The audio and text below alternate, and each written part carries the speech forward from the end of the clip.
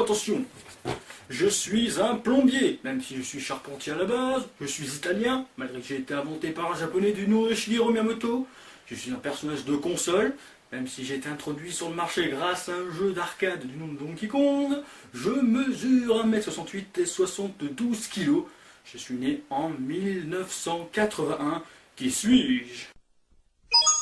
It's me, Mario! Ah, il en a fait du chemin, notre ami Mario, eh oui. En même pas 30 ans de carrière, il a vendu plus de 200 millions de jeux. Et oui, c'est vraiment quelque chose d'exceptionnel. Il est apparu dans plus de 150 jeux.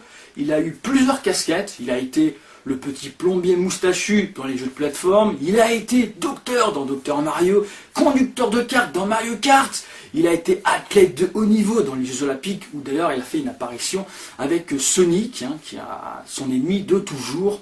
Pour revenir au personnage lui-même, il a donc été créé en 1981 pour une borne d'arcade du nom de Donkey Kong. Shigeru Miyamoto a été son génialissime créateur. À l'époque, il s'appelait encore Jumpman. Il faut savoir pour la petite histoire que Nintendo avait décidé de s'implanter en Amérique avec une borne d'arcade du nom de Radarscope. Mais malheureusement, la borne d'arcade n'eut pas le succès escompté. Et non, il y avait plus de 300 000 bornes qui avaient été créées.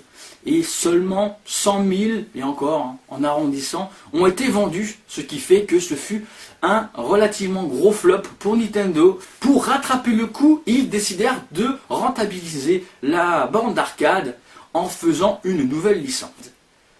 Elle confia à Gunpei Yokoi, l'inventeur non seulement des Game & Watch, de la Game Boy et aussi du très regretté Virtual Boy. Gunpei Yokoi avait donc foi en un jeune homme du nom de Shigeru Miyamoto qui était une personne des plus anonymes chez Nintendo et qui allait par la suite devenir l'un des piliers de Nintendo.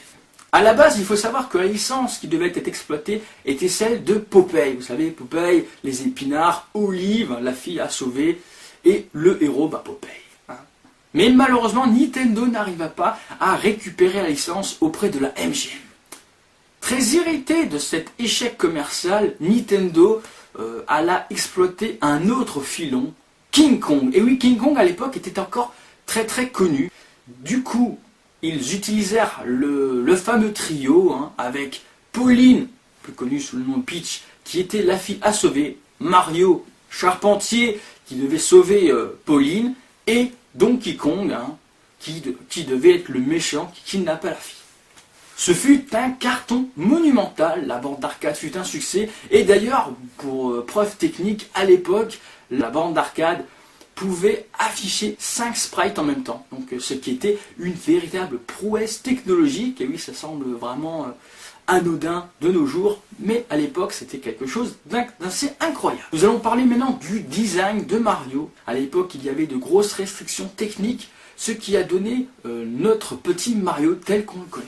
Tout d'abord, il faut savoir que la casquette, à l'époque, avait été utilisée afin d'économiser des ressources, notamment ne pas mobiliser les cheveux, notamment quand ils bougent. Il y avait la moustache aussi, qui permettait notamment de ne pas avoir à modéliser la bouche. Et aussi, très important, à le différencier très vite des autres protagonistes du jeu. Et aussi une chose très importante à savoir sur Mario, c'est que ses goûts vestimentaires ont été discutés pendant plusieurs années. Alors tout le monde connaît sa salopette bleue, son haut rouge, Ce design a été officialisé en 1988. En 1981, c'était l'inverse. Il avait une salopette rouge et un haut bleu. Puis après, dans Super Mario Bros, la salopette est ainsi devenue carrément marron. En 1983, nous avons eu le jeu Mario Bros.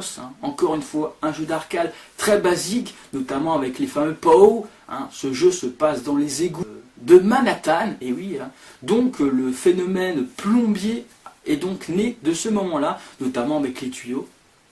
Il y a aussi eu l'apparition d'un des personnages les plus importants de la saga, Luigi, qui à l'époque était une copie conforme de Mario, simplement il était en vert et bleu plus précisément.